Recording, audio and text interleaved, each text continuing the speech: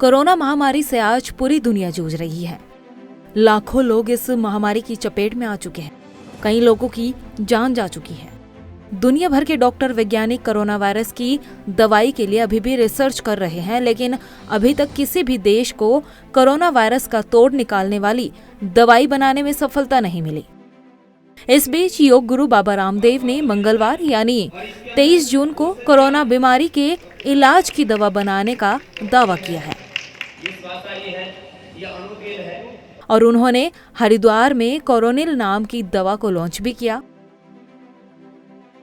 लेकिन बाजार में आने से पहले ही इस दवा पर सवाल उठने लगे।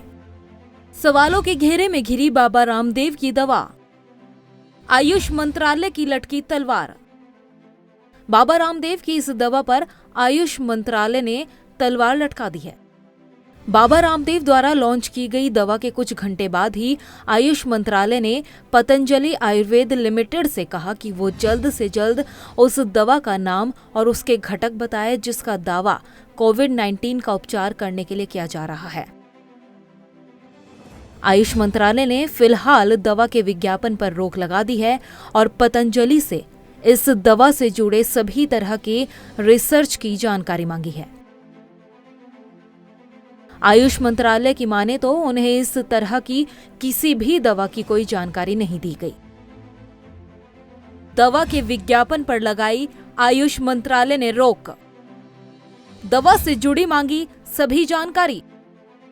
हालांकि पतंजलि के चेयरमैन आचार्य बालकृष्ण ने आयुष मंत्रालय को इस विषय की जानकारी नहीं होने पर इसे कम्युनिकेशन गैप बताते हुए ये दावा किया है कि उनकी कंपनी ने आयुष मंत्रालय को सारी जानकारी दी है। प्रयोग की जा रही थी, लेकिन कोरोना पर इस प्रकार से काम करेंगी। दालचीनी और लौंग।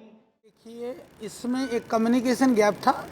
सरकार ने कुछ पूछा था, हमने जवाब दे दिया है और सरकार आयुर्वेद के संदर्भ में सकारात्मक है और आयुर्वेद के प्रशंसक है, इसीलिए हमें कोई वो नहीं है। एक कम्युनिकेशन गैप था, उसका जवाब हमने दे दिया। दूसरी बात रही कि हमने कोई दवाई का प्रचार प्रसार दवाई का नहीं किया, हमने तो दवाई लॉन्च किया।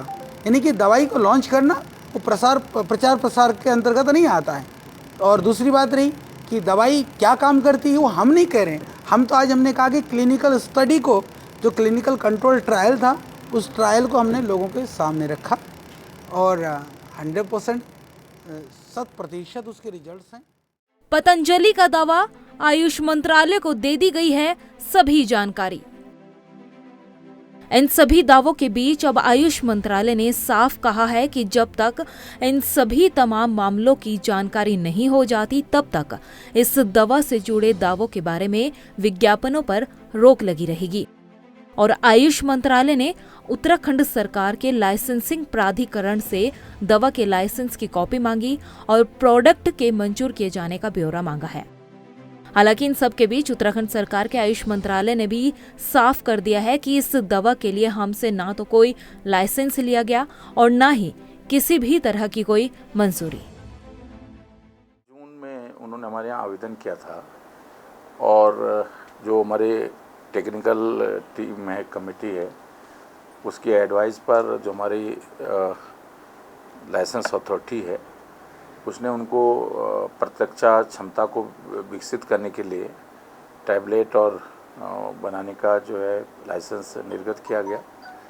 और ये क्योंकि जिस तरह हमने अभी स्कूल में भी हम आयुर्वेदिक औषधि किट बना रहे हैं और पूरे प्रदेश में प्रथम जो फ्रंट लाइन पे जो लोग इस महामारी में लड़ाई लड़ रहे हैं, चाहे मीडिया हो, चाहे पुलिसकर्मी हो, चाहे मेडिकल अफसर हो, चाहे पैरामेडिकल हो, हम उनको सबको वितरण कर रहे हैं। उसी तर्ज पर इनको भी, इनकी फार्मेसी को भी लाइसेंस हमारी ओर से निर्गत किया गया।